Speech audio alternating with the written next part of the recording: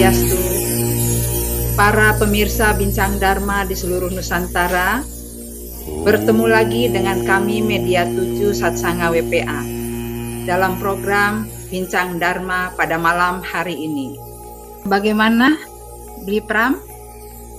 Bli Pram, gantian saya dong sekarang ya. boleh, berarti sama-sama penasaran juga ini. Iya, wah luar biasa. Sekarang saya ingin bertanya kepada Pak Swasti. Pertanyaannya begini Pak Swasti. Bagaimana sekarang kita ini mewartakan ilmu warta tadi?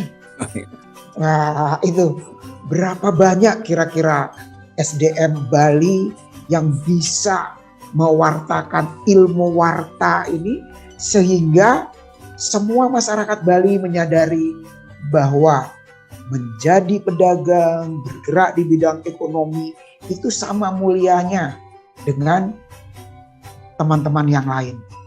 Demikian pertanyaannya Pak Swasti. Terima kasih. Swastiastu. Swastiastu. Nah inilah sebenarnya tugas kita bersama, tidak boleh melimpahkan kepada pemerintah, tapi yang luar biasa kan pemerintah Provinsi Bali, nanti Pak Rudi Sardono akan menjelaskan begitu peduli dengan menjaga alam Bali, manusia Bali, adat dan tradisi Bali ini. Ini yang harus kita dukung oleh masyarakat Bali khususnya dan masyarakat Hindu. Nah, kalau kita sekarang ingin meningkatkan kualitas SDM kita, itu kan tidak terlepas dari pendidikan. Kebetulan saya ingat ini ada satu di UNHI itu semacam moto ya, Amartam tu Diam, gitu kan? Amartam tu Diam, gitu. Bagaimana kita hidup sejahtera itu yang harus dimiliki modalnya adalah pendidikan, Amartam tu Widyam. Kita harus memiliki pengetahuan, itu baik pengetahuan agama sebagai pondasinya, terus pengetahuan sains dan teknologi itu harus kita miliki. Masyarakat Hindu, generasi muda Hindu harus memiliki itu sehingga dia akan bisa mengelola sumber-sumber ekonomi yang begitu banyak itu.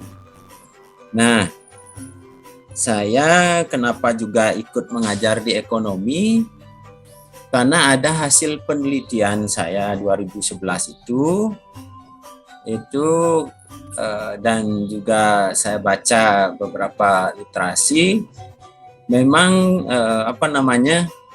tingkat persentase ini di Indonesia dan mungkin Bali hampir sama itu, yang menjadi pengusaha itu persentasenya belum mencapai 3%.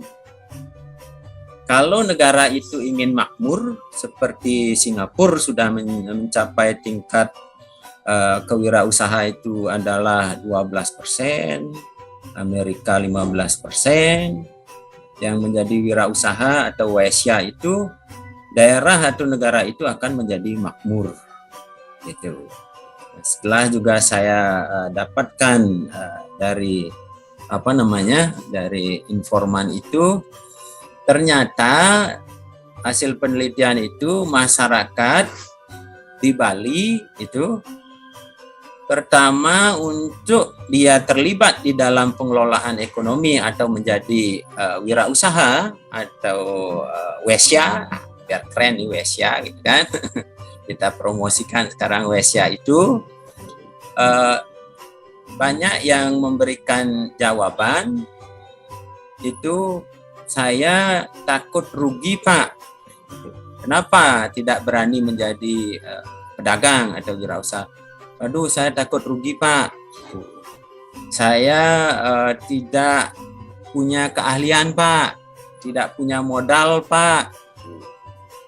Saya anak petani Pak.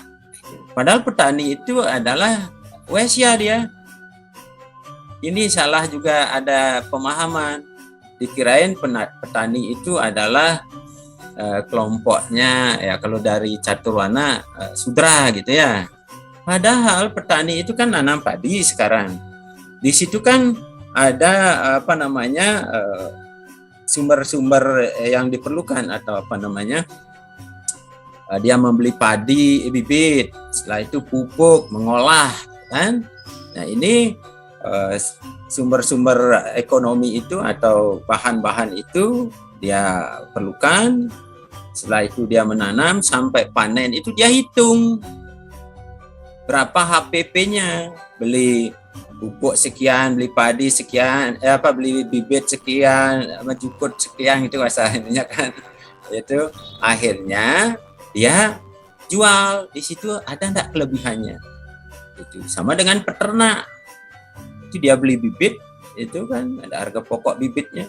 Terus dia kelola, dia besarkan dan dia jual, sisa dari penjualan itu dikurangi biaya-biaya itu kan keuntungan. Itu jangan salah persepsi ini bahwa peternak yang petani itu adalah diwesya. Yang paling saya dapatkan juga dari urutan itu, salah satunya dari ini hasil penelitian nih, ada di dalam masyarakat itu mengatakan saya tidak keturunan untuk bisnis. Wah ini berat ini. Apakah kalau menunggu keturunan itu kan tidak bisa gitu ya. Nah inilah di sini Pak Eka memang ada yang sudah membawa bakat untuk bisnis. Yang kedua adalah lingkungan keluarga. Seperti saya, ibu saya mengajak berbisnis dari kecil. Sekarang kalau sudah diajak dagang, saya senang. Sense of bisnis saya muncul gitu. Karena dari kecil. Ditambah lagi itu di kuliah saya juga orang ekonomi. Nah, ini yang pertama memang ada bakat. Yang kedua, bergaul dengan orang-orang yang memang membidangi di bidang ekonomi. Katakan temanmu saat ini siapa, aku akan tahu engkau orang semacam apa, ya kan? Kalau ingin sukses, bergaulah dengan para pengusaha, akan mendapatkan pengetahuan. Nah, yang terakhir, Ciputra juga menyatakan itu harus kalau tidak ada lingkungan yang mendukung, pilihlah pendidikan untuk entrepreneur. Kita harus memilih, mengajak, mengarahkan generasi muda kita juga bersekolah di entrepreneur gitu. Dan harapan kita, saya pernah juga ajukan kepada salah satu rektor, walaupun itu sekolah agama, kan ada ekonomi Hindu di sini. Berikanlah juga mereka paling tidak dasar-dasar mengenai ekonomi Hindu itu. Sehingga kita bisa mewartakan, menyampaikan warta kesejahteraan ini bahwa di Hindu pun ada ilmu ekonomi Hindunya. Yang terakhir, untuk memberikan pengetahuan mengenai ekonomi ini sangat diperlukan peseraman-peseraman. Nah, ini kita harus belajar dari semeton kita yang lain atau umat yang lain kan, sangat intens juga untuk mengajarkan sesama umatnya itu untuk hidup sejahtera lewat ekonomi agamanya masing-masing. Nah inilah peran peseraman ini, baik non formal atau formal ini. Kan ada balai banjar, setiap desa itu atau banjar itu memiliki balai banjar, memiliki wantilan. Nah bagaimana itu kita bisa manfaatkan untuk memberikan pengetahuan-pengetahuan mengenai warta atau ekonomi ini. Nah sehingga nanti jumlah masyarakat Bali yang menjadi wirausaha itu bisa lebih tinggi. Mungkin sekarang 2,5% bisa menjadi 6%. Nah, kita akan bisa menjadi tuan di tempat sendiri, tidak menjadi penonton.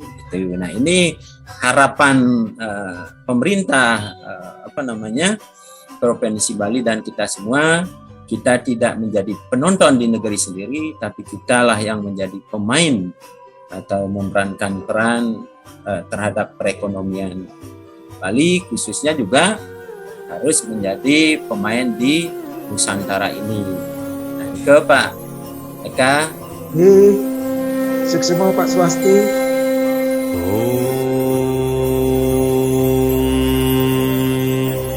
Shanti, Shanti, Shanti.